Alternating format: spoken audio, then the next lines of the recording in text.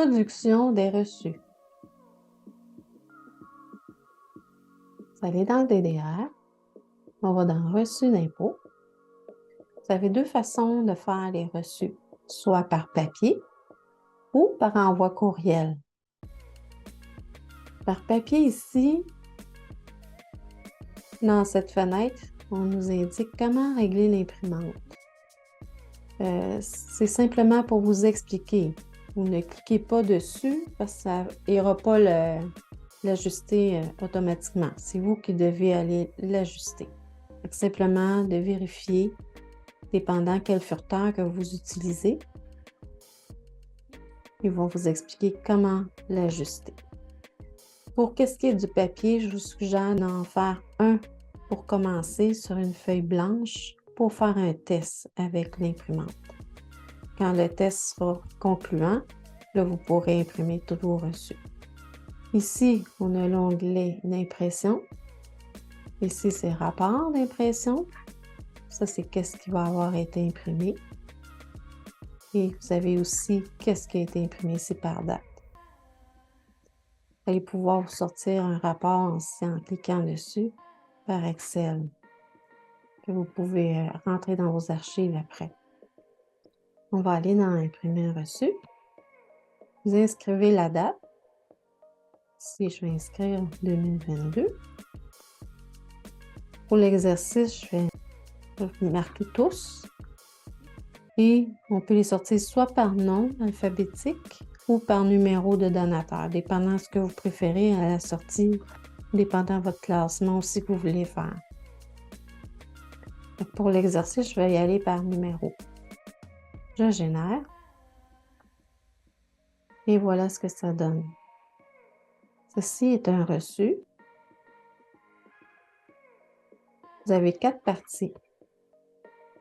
Il y en a une partie qui est pour votre donateur, une partie qui est pour le provincial, une pour le fédéral, et la dernière partie est pour vous, l'organisme, vous pouvez mettre dans vos archives. Vous devez garder au moins 7 ans tous ces documents selon la demande du gouvernement. Alors, qu'est-ce qu'on retrouve? Vous avez l'adresse de l'organisme ici.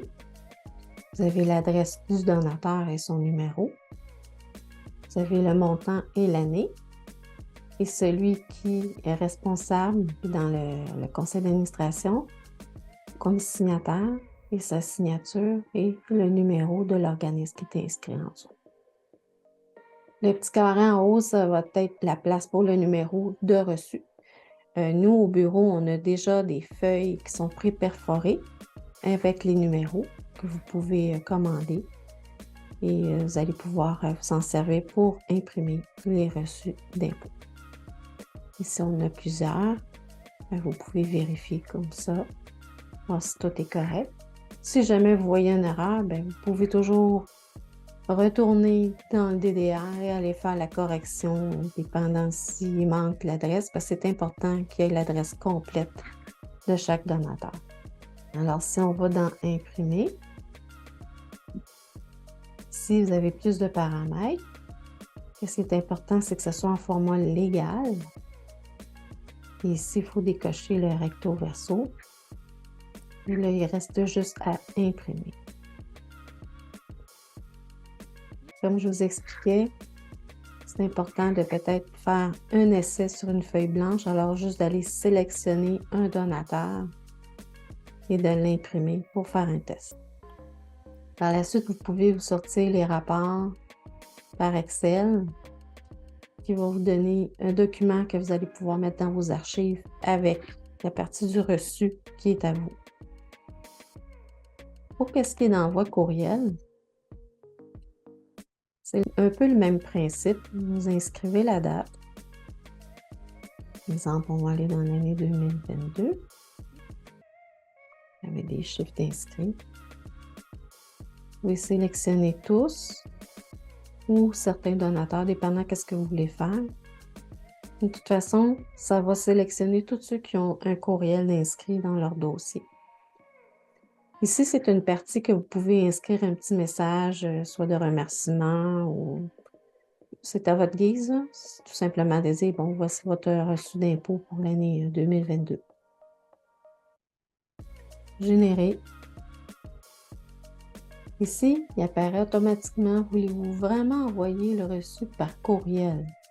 Il faut faire attention parce que des fois, on l'envoie trop vite, puis ne faut pas l'envoyer en double non plus, là. Alors, on dit oui, on est d'accord.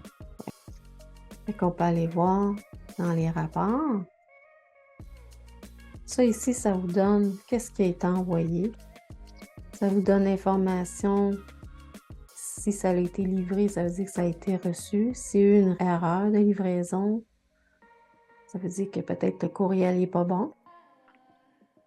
Ici, vous avez tous les numéros de reçu que je vous parlais, sauf que ça commence par le E, suivi d'un numéro que le logiciel va générer par lui-même.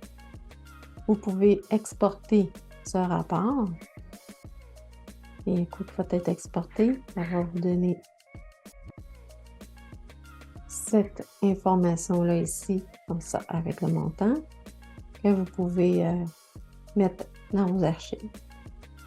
C'est qu'est-ce qui était des reçus d'impôts. C'est pas plus compliqué. Il faut juste prendre le temps de faire des tests avant et de s'assurer que tout s'est bien rendu.